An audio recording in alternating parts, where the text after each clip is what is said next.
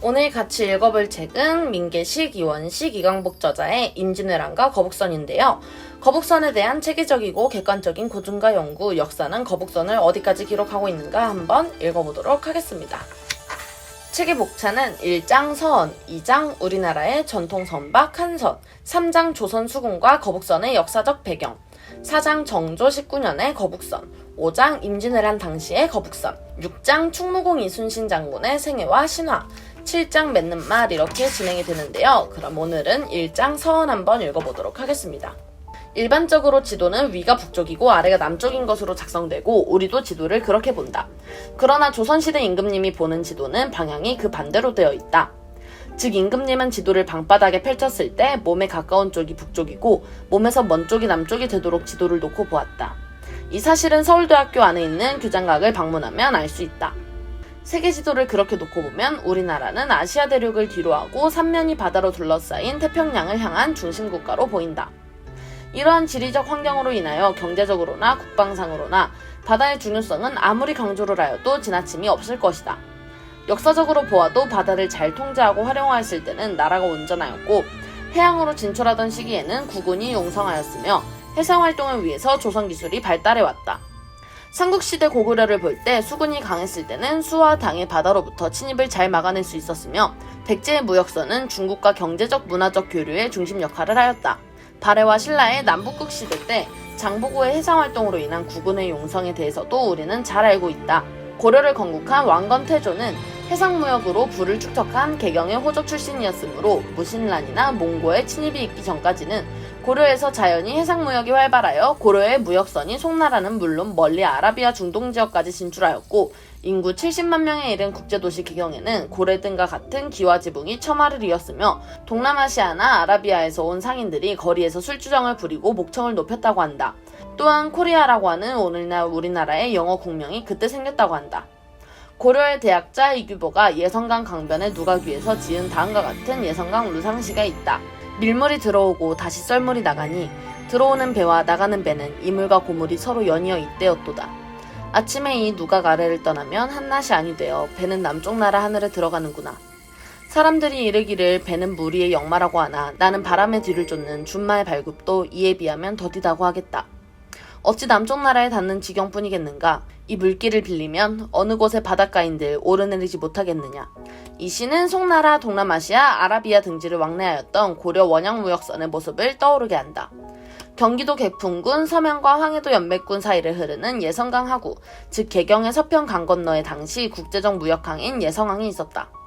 예성항을 병란도라고 부르기도 하며 고려시대에는 병란도에 송나라 사설이 유숙하는 병란관이라는 객사가 있었다고 한다. 송나라의 사신 서긍은 고려에 와서 보고드린 것을 기록하여 본국으로 귀국한 후 고려도경을 저술하였다.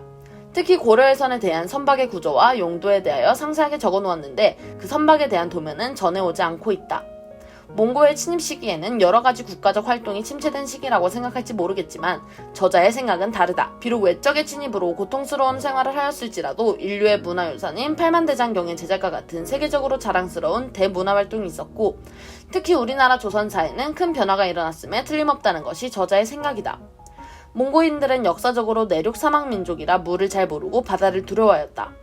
그래서 고려인들은 몽고군이 오면 며칠씩 지낼 수 있는 식량과 물을 싣고 온 가족이 배를 타고 바다로 피신하면 화를 면할 수 있었다. 빤히 보이는 정도의 가까운 거리에 있어도 몽고군은 육지에서 고함을 지르고 욕설을 퍼붓다가 시간이 지나면 다른 곳으로 이동을 하였을 것이다. 몽고군이 물러나면 상륙해서 지내다가 몽고군이 오면 다시 바다로 피신하고 마치 숨바꼭질하는 것과 같은 경우가 많이 있었을 것이다. 이러한 상황에 따라 전국 각 지역에서는 많은 배를 건조하여 보유하느라고 선박을 튼튼하고 빨리 건조하는 기술이 크게 발달하였다. 또한 몽고군이 물러갈 때까지 해상에서 며칠씩 지내야 하니까 선박의 안전성이 매우 중요한 사항이 되었을 것이다. 고려는 건국 초기부터 세계 어느 나라에도 뒤지지 않는 선박 건조 기술을 보유하고 있었으며 특히 몽고의 침입 이후 고려시대 선박은 당시 세계 어느 나라 선박보다도 튼튼하고 안전성이 우수하였다.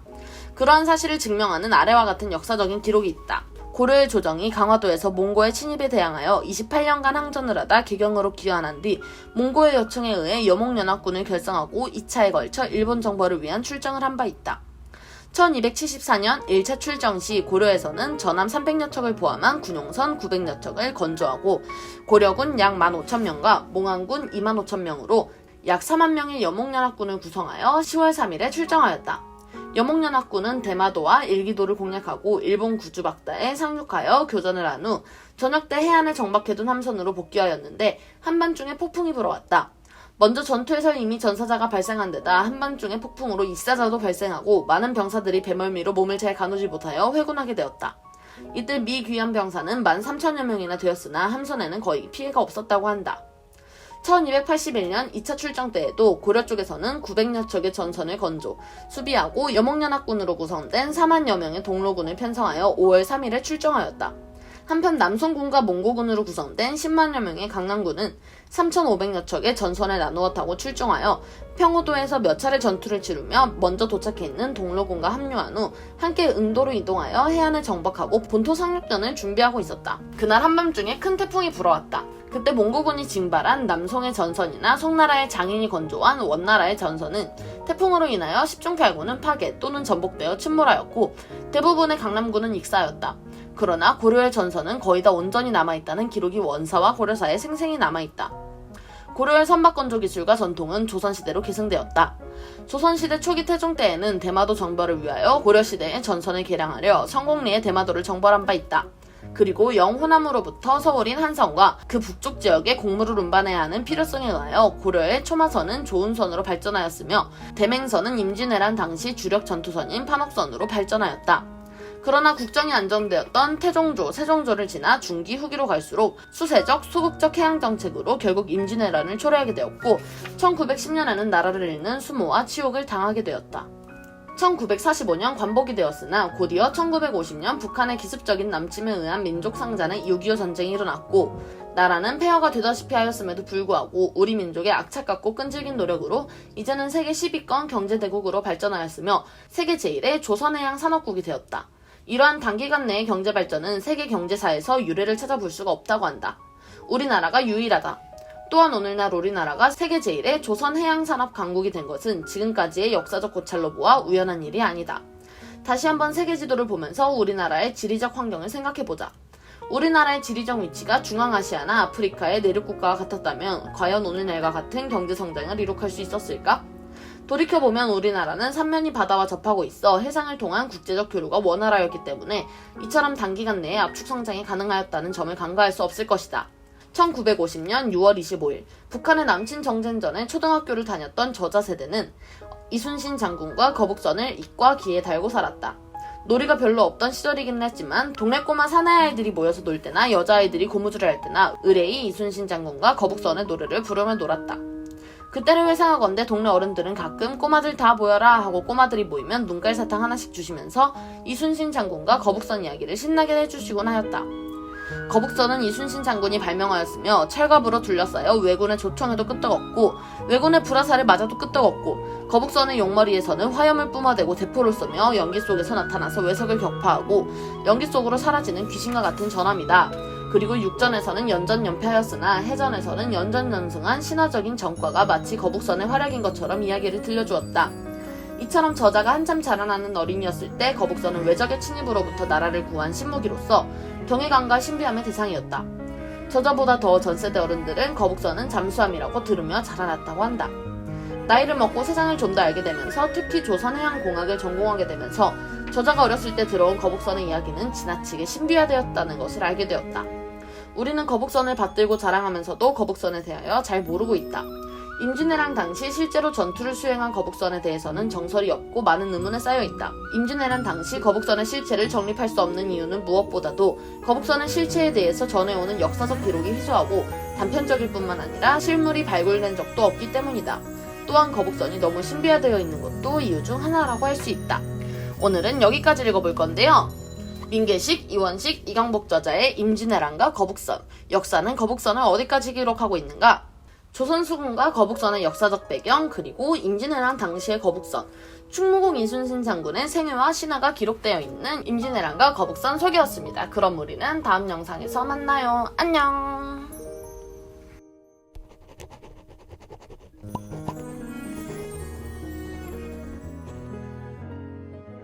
한국의 과학기술과 산업발전에 크게 이바지한 대한민국 과학기술 유공자를 소개하는 특별기획 시간입니다. 오늘의 주인공은 조선업계 발명왕으로 불리면서 우리나라를 조선강국으로 이끈 민계식 현대학원 이사장입니다. 양회영 기자가 만나봤습니다.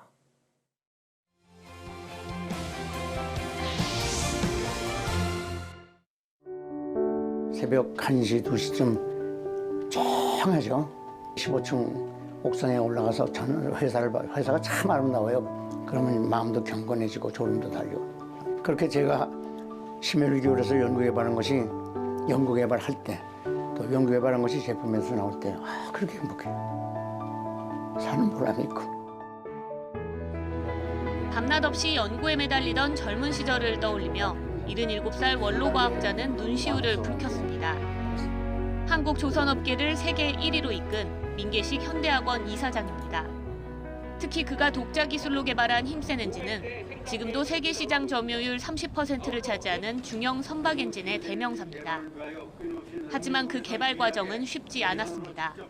92년에 제가 개발하겠다고 사장님한테 품위서 써가서 돈을 만들고 기한을 마구 모으고 가져왔더니 그때 사장님이 이렇게 보더니 미친 자식 휙 던져버려요.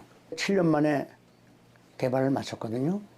아주 가볍고 다른 엔진보다 기름도 조금 들고 뭐 그냥 몇 달씩 계속 들어도 고장 안 나고.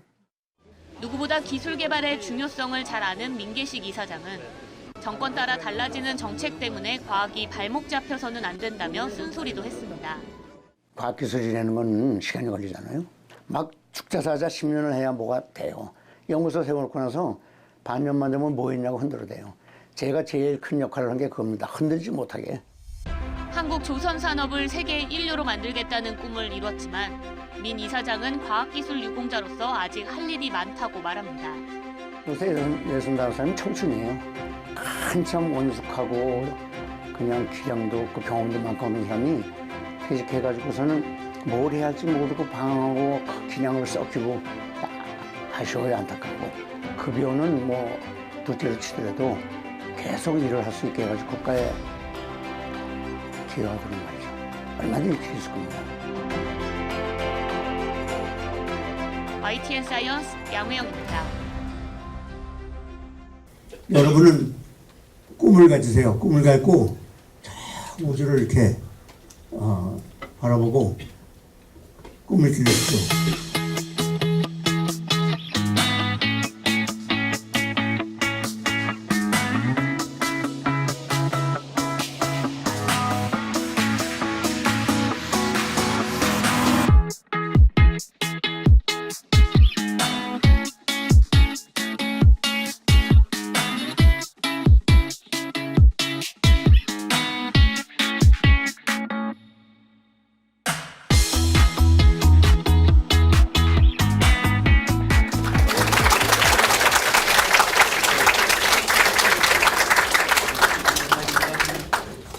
네, 여러분 반갑습니다.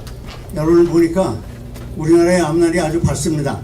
다들 그냥 훤칠하고 그리고 명랑하고 아주 딱 밝게 보여가지고 참 희망이 부풀게 됩니다.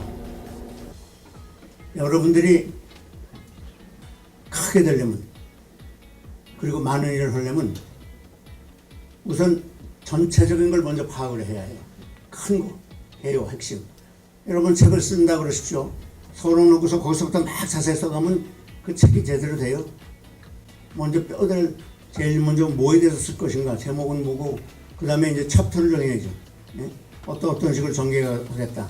뼈대를 척추로 뼈를 세우고, 그 다음에 갈비뼈를 붙이고 이렇게 해가지고 살을 붙이고 해야지. 그러니까 제 전체를 파악을 해야지.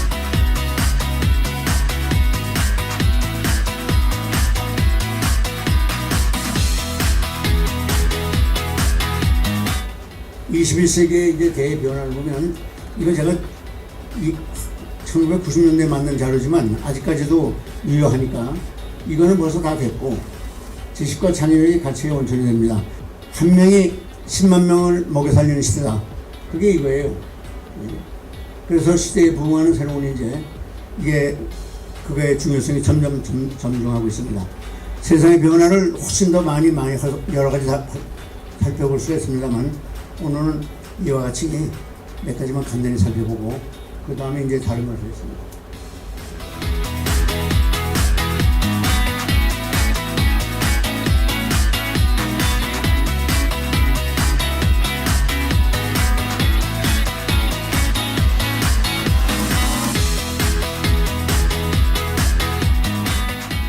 네, 혁신에 대한 가장 큰 우려, 많은 사람들이 그렇게 얘기하죠. 뭐 우연히 갑자기 떠올랐다.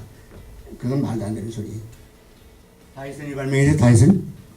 다이슨 지금 청소기라고 요새 그거 나오니까 그거 본따서 뭐 LG, 삼성 다 만듭니다만 원래 다이슨이 발명하고 발명했고 기원이 지났어요. 근데 여기 보면 5126번의 실패가 나를 만들었다. 또 만들고 또 만들고 만들어보고 실패하고 만들어보고 실패하고 5126번 자기가 했답니다. 이렇게 해서 발명이 되고 시제품이 나오는 거지 불현도 떠올랐다 이건 말도 안 되는 소리예요.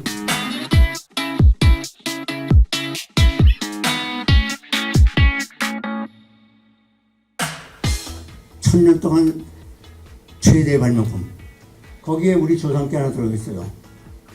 천년 내 인류가 발명한 최대 발명품 중에 2개가 우리 조상님이 한 거예요. 대단하지 않습니까, 여러분?